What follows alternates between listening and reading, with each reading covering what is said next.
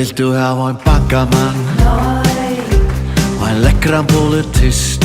nei, Vill du ha en sölemann? nei, Edla en jurist? nei, Vill du ha en granskara? nei, En klokan ingeniør? nei, Kvad vi ein lærara? nei, Edla en portør? nei. Si mar så kvad du vil hava? Jeg vil ha en handyman. Jeg vil ha en handyman. Jeg vil ha en handyman. Ikke nekka bare men en handyman. Jeg vil ha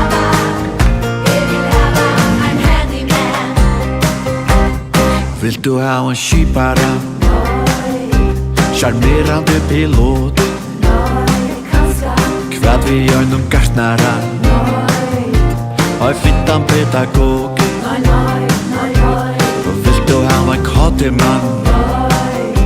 Ein glöggan farmaceut? Vill du ha en lagtingsmann? Ein ergoterapeut?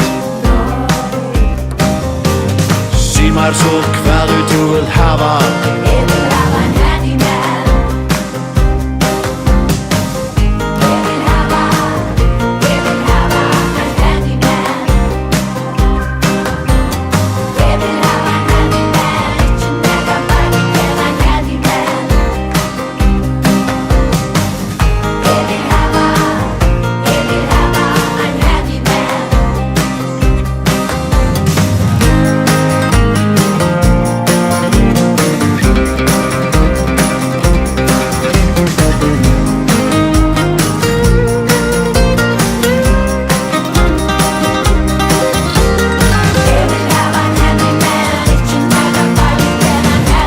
Kvísjön sövufrøyk, ein bókavur? Jeg vil ha en handyman som fikser bare ting som en handyman.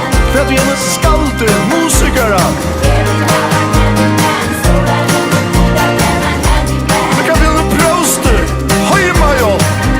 Jeg vil ha en